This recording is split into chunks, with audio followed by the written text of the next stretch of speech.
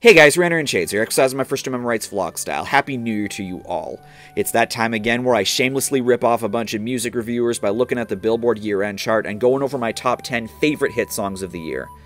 I always get so worried throughout the year that I won't be able to put my year-end countdowns together, but I somehow manage to surprise myself every time. But before I get into the list, like I usually do in my best songs videos, I want to talk for a bit about my favorite albums of the year. To be honest, 2018 really gave 2016 a run for the money in terms of having a shit ton of great albums coming out.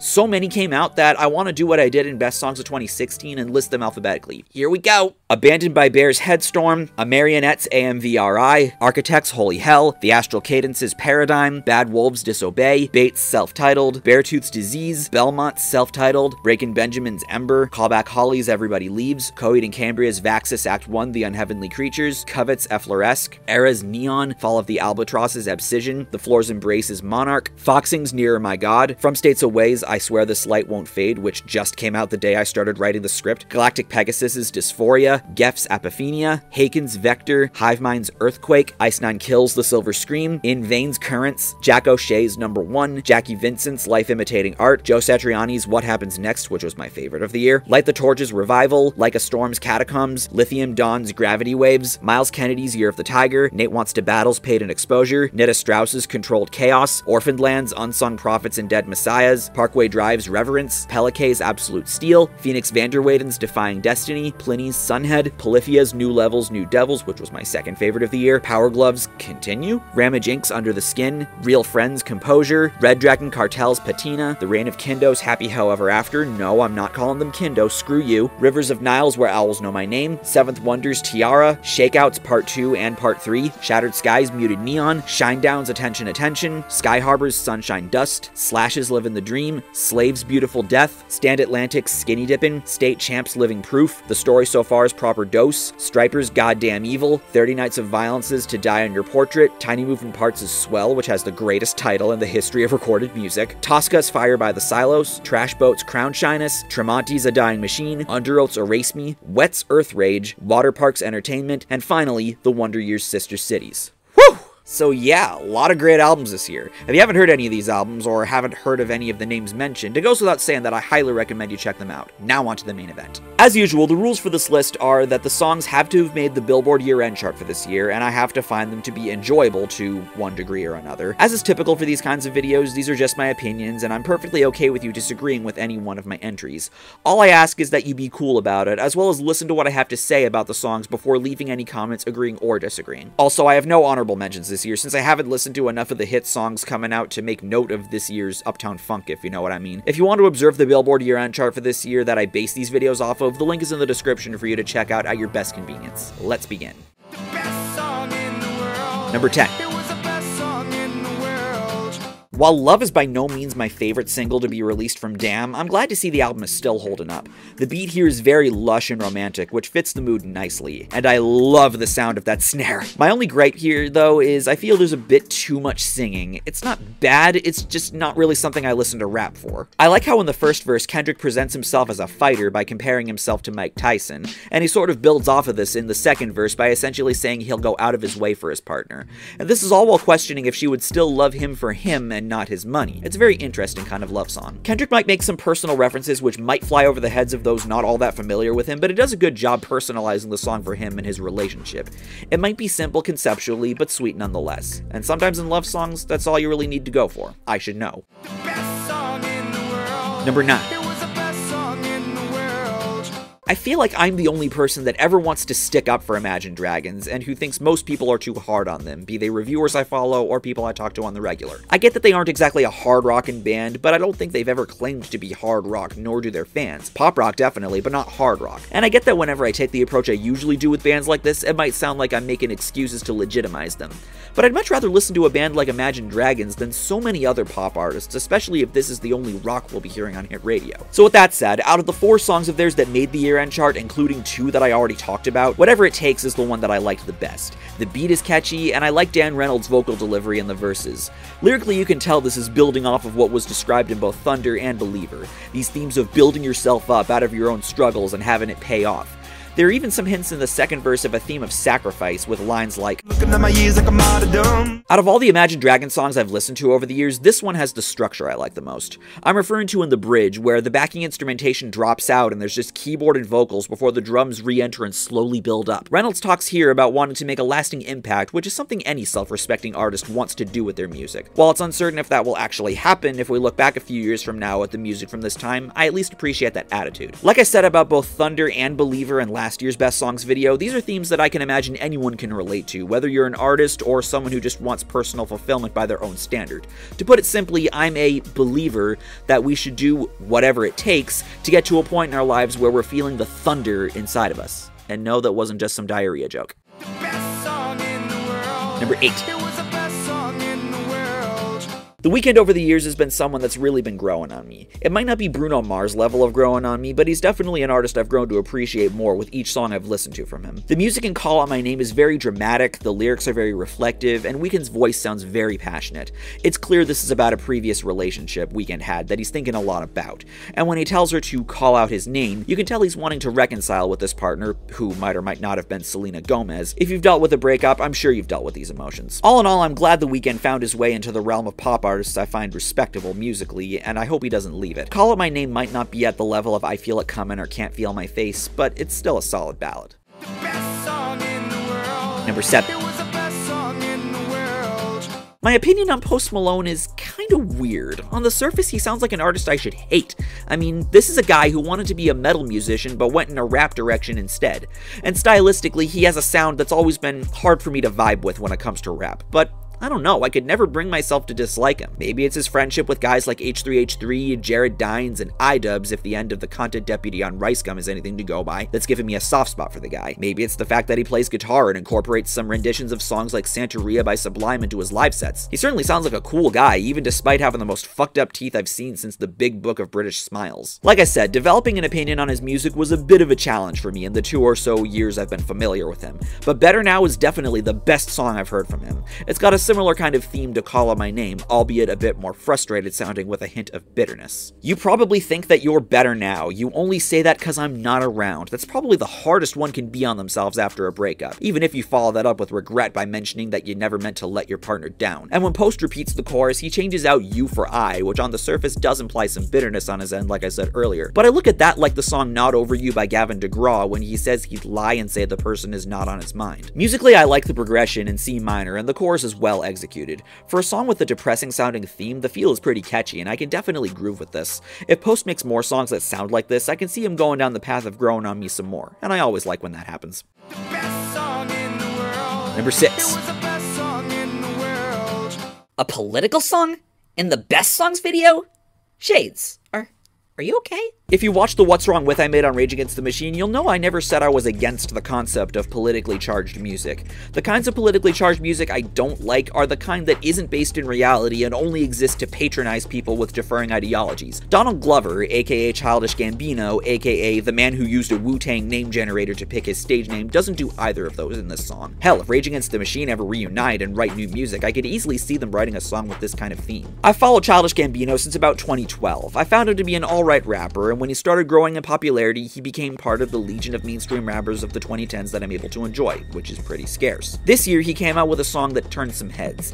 This Is America might have a kind of trap beat I get kind of annoyed hearing in rap constantly, but any potential monotony is subsided with the adding of those gospel parts. The song, especially when looking at its music video, seems to be touching on the subject of gun violence and police violence against African Americans. He basically implies with the references to partying that we in America get easily distracted when shit like this happens because we get so wrapped up on our social media happy places. I can't really say he's wrong, since people do have a habit of wanting to take the escapism route and use something simple and positive to take away from the negative things going on in the world. I mean, that's largely why I try my best to not get too sucked into media hype no matter how tempting, even if it can give me video material. That's not to say I'm willfully ignorant about them, I just like focusing on things that make me happy. It's the least I can do when dealing with depression. I wouldn't go as far as to say this is America in a nutshell, because there are plenty of people in the country, and even outside the country, that have very strong opinions on the topics of both gun control control and police violence, and Gambino is clearly one of those people. I know I've gone after people like Buddy Nielsen for getting needlessly preachy when expressing his political views on both social media and during live sets, but it's nice to see that at the very least Gambino isn't tackling these subjects with any shred of elitism, which is one of the main things that bother me about social justice warriors. It's definitely a more nuanced approach than the approach Kodak Black took when I talked about him in last year's Worst Songs video, where he should have been #1, and unlike him, I do think Gambino had the best of intentions when writing the song. Like I said in that video, I'm not one to believe that these issues are the fault of any systemic racism, but that doesn't mean that these aren't legitimate issues for anyone to express concern over or write music about, let alone that I think they don't exist. I understand that these issues aren't the easiest to talk about. Hell, that's probably a notion Gambino agrees with and knew going into the writing. Every time there's a new shooting or a new story of police misconduct, everyone around us seems to be thrown into a frenzy asking, what can we do? I don't claim to have the answers, and you know something? I don't think Gambino claims to either. If I'm wrong on that, I'll gladly allow myself to be called out. The most I think we can do is just have a roundtable discussion and try not to get too heated and let it devolve into flinging insults. And like I said in the What's Wrong With on Rage Against the Machine, music can be an excellent tool to inspire such dialogue. It is kind of ironic that the part in the music video where Gambino shoots that dude in the back of the head became a meme, and then Vice came out with that article telling people not to meme it, because reverse psychology isn't real. I get that it's kind of antithetical to the point of the song, but the thing you need to understand about memes is that they're basically like Rule 34. If it exists, memes have been made about it, and if they haven't, they will be made. Fuck, I've been the subject of memes. You just gotta roll with the punches, because nothing's off limits with memes. Number 5. Despite being the target of ogling and groping at Aretha Franklin's funeral of all places, along with the media being all up in her face regarding her previous relationships with people like Pete Davidson and Mac Miller, Ariana Grande's been having a pretty big year. She's another artist like The Weeknd that I've really been growing to appreciate more and more over the years. Yes, she is one of the most beautiful women in music, a sentiment I know a certain killer of covers also holds, wink wink, but she has a voice that justifies her success, which is more than I can say about certain other pop artists. My favorite of the songs she put out this year from her new album Sweetener would be God is a Woman, which has a title that I'm sure the Dusty Smiths of the world are losing their shit over. God can't be a woman because God doesn't exist! And even if God did exist, why would God be a woman? If you remember the video I made 5 years ago about my religious beliefs, you'll know that I identify as deist, which means that I believe in a God, but I'm not religious. When it comes to depictions of God, most people imagine God to look like this, or maybe even this. But I don't know, who's to say God couldn't be a woman? I mean, women are awesome, so the possibility should hold water, right? I know, I'm only talking about the title and not the song itself, I was just getting to that. The song's pretty damn sexy sounding, especially in the pre-chorus and the outro. Even if you don't believe in a God, assuming you weren't a virgin, you've probably had these sorts of sexual experiences that are so euphoric you feel some sense of spirituality. It's not as overt of an approach as female pop stars tend to take in songs about sex, and that makes the song all the more enjoyable for me. Number 4.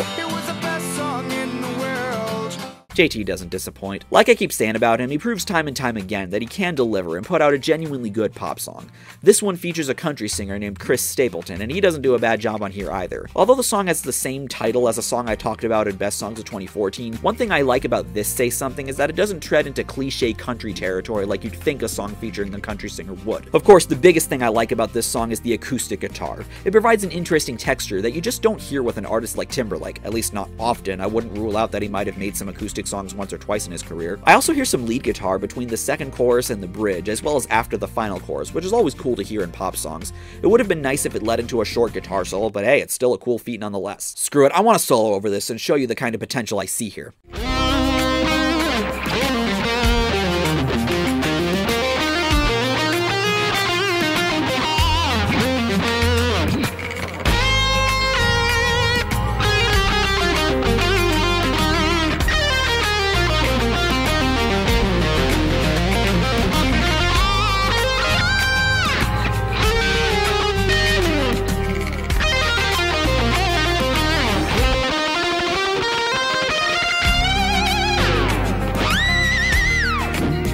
I also like how much Timberlake and Stapleton's voices are able to mesh together, particularly in the second verse where the instrumentation cuts out and they harmonize with each other. There really isn't a difference in vocal range, and of course you're able to differentiate the voices from one another. Timberlake is the one that doesn't have a southern accent. Lyrically, the song reminds me a lot of Heat of the Moment by Asia, in the sense that something is catching you off guard and you're unsure of how to react. Though doesn't this line,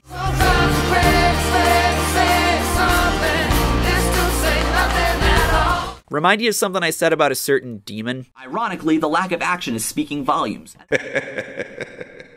All in all, this might not be a sound I'm used to hearing from Justin Timberlake, but it's still a cool song, and I'm glad the dude's getting at least a little love on this year-end chart. Number 3. I first heard about NF, which are the initials of Mr. Nathan Feuerstein, not sure if there's any relation to Josh Feuerstein, from Rap Critic, and I was legitimately impressed with the guy's delivery. I've mentioned in videos before that I have a hard time getting into newer rappers given how picky I am about how I like the music to sound, but NF has a very impressive flow and a style I can really click with. I can definitely see some comparisons being made to Macklemore musically and stylistically, which probably explains a lot why I dig him. Funny I make a reference to Josh Feuerstein because one thing that was highlighted when NF was brought to my attention was that he's a Christian rapper, as if that really affects anything about his music. Like I said in my What's Wrong With about Striper, I don't care what your religious background is or if you choose to write Christian lyrics as long as the music itself is good or interesting. And like with the brief list I had in that video of bands I like that happen to be Christian, NF falls into that category. Though from what I've read about him, he takes a similar approach to being a Christian artist that Striper does, where they identify as Christian but don't act like there's any obligation that comes with that and just focus on the music, which I think is the best approach to take. And with that, we have Let You Down, a song about feeling like a failure, and as you can imagine, these are feelings I feel constantly. One of my biggest flaws is feeling that whenever something doesn't happen the way I want, I've failed, and everyone will be disappointed in me, whether it's with music, videos, or anything else. One lyric implies these feelings on NF's end are rooted in his family, which I'm sure is the case for many other people that have these deep-rooted feelings of anxiety, paranoia, and self-doubt. And thus, if you struggle with these kinds of feelings, this song will hit you hard. The one thing I'm not sure if I like is the pitched up version of the chorus that you hear in the intro as well as during the second half of the choruses. My theory is that that's supposed to represent these feelings being relevant since childhood, which gives the song a whole new layer of meaning. Still, it sounds kind of goofy for a song so personal, and it might not really belong here, but it's an interesting way to look at it. Like I said, don't write this guy off just because he happens to identify as Christian and be popular with the Christian rap scene, because there's great flow here. And I love the instrumentation too. The piano complements the mood excellently with the chord choices. This is just how I like rap that isn't from the 90s to sound. If mainstream rap sounded more like this and less like the stuff I'm going to talk about in Worst Songs of 2018, I'd be genuinely excited for the future of the genre. At least NF can give me even a slight shred of hope like Macklemore did in 2013. Number 2. Yep, Ed Sheeran is another artist that's joined the realm of pop artists I find to be enjoyable. I gotta shout out my dear friend The Random Gangsta for helping me to love this particular song of his, because Perfect is the most, well, perfect song I've listened to from him since Don't. This is a slow 6/8 love ballad that sounds very grown up and mature, which is an interesting contrast to Shape of You, as much as I also enjoy that song. Funny how they're from the same album, literally right after one another. It might seem cliched, but if people can connect with it, then the song's doing its job, and to go along with that, it's in a key I love when people write in, A-flat major. There's really not much else I have in mind to say about Perfect. It's a sweet song, and one that I'm sure holds a lot of personal meaning to people. Good on you, Ed. And my favorite hit song of 2018 is... You know, part of the reason why I questioned if I was going to be able to make this video was because I just knew that Bruno would top it again if he put out any more singles from 24K Magic. Are you surprised? Nope. You know that Bruno's my favorite pop artist of this generation next to Adele. Am I surprised? No. Nonetheless, I'm super happy 24K Magic is still holding up, which kind of justifies it winning the Grammy for Album of the Year last year that I talked about briefly in my second Kesha video. And I do find Finesse to be an enjoyable song. It's upbeat and fun, just like pretty much all the tracks on the album. That's why I find the album as a whole to be as good of a listen as I do. One thing you're going to see in my Worst Songs of 2018 video coming up next is that, to put it nicely, I really do not like Cardi B. Her verse in the intro and the remix version that's on the year-end chart isn't horrible. It does fit decently with the theme of the song, which reminds me a lot of songs like That's What I Like, but I definitely prefer the original version and don't think it really needed Cardi B. Like I say about a lot of featured artists in pop songs, it just seems to me that it's a surefire way for a song to get airplay or streams. I will say though that when she reappears in the bridge saying with Bruno, "We got it going on," like she's Stacy's mom. You mean Danny's mom? Right, that too. But anyway, I like how she isn't being forced to the forefront, and she decorates the bridge quite nicely. Overall, the song's fun as hell, and I remain glad that Bruno's doing his part along with the other artists in this video to help make pop music great again. That's all for this video. I hope 2018 was enjoyable for you. This is certainly the most productive year I've ever had for my content so far, and I'm hoping to do more cool things both on and off YouTube in 2019. Thank you for watching this video, hope you enjoyed it, and stay tuned for my top 10 worst songs of 2018 coming up next. I'm Shades, and I'll see you next time.